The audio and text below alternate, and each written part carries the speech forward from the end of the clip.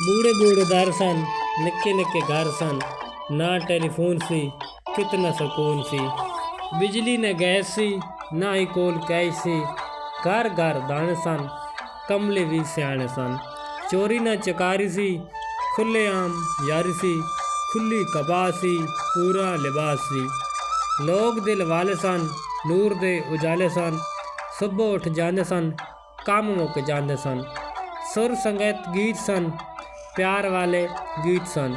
टप्पे ते माइए सन, ढोल सिपाही सन। खूਹਾਂ ਦਾ ਪਾਣੀ ਸੀ, ਪਿਆਰ ਦੀ ਕਹਾਣੀ ਸੀ।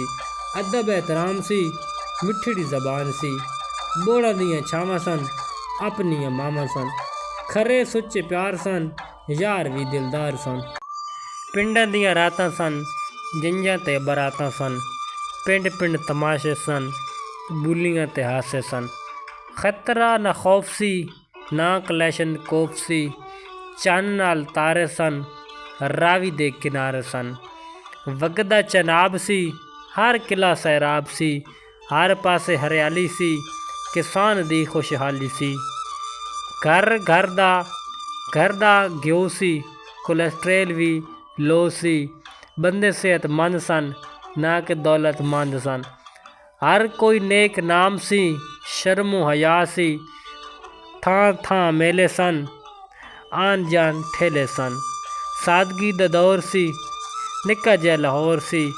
ਪਾਣੀ ਵਾਲੇ ਗੜੇ ਸਨ, ਰੇਤ ਵਾਲੇ ਥੜੇ ਸਨ। ਛਾਤੇ ਉੱਤੇ ਸੌਂਦੇ ਸਨ, ਦੁੱਖ ਸੁੱਖ ਹੁੰਦੇ ਸਨ। ਜੰਗਲ ਤੇ ਬੇਲੇ ਸਨ, ਕਿਹੜੇ ਚੰਗੇ ਵੇਲੇ ਸਨ। ਤਰਾਂ ਤੇ ਖੀਰੇ ਸਨ, ਲੋਗੀ ਵੀ ਹੀਰੇ ਸਨ। ਕਣਕ ਤੇ ਕਮਾਦ ਸੀ, ਖਾਣ ਦਾ ਸਵਾਦ ਸੀ।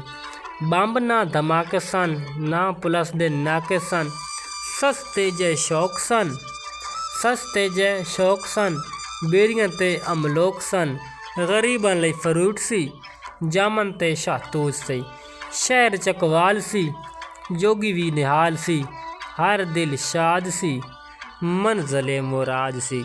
ਪਾਕਿਸਤਾਨ ਜ਼ਿੰਦਾਬਾਦ ਸੀ। ਪਾਕਿਸਤਾਨ ਜ਼ਿੰਦਾਬਾਦ।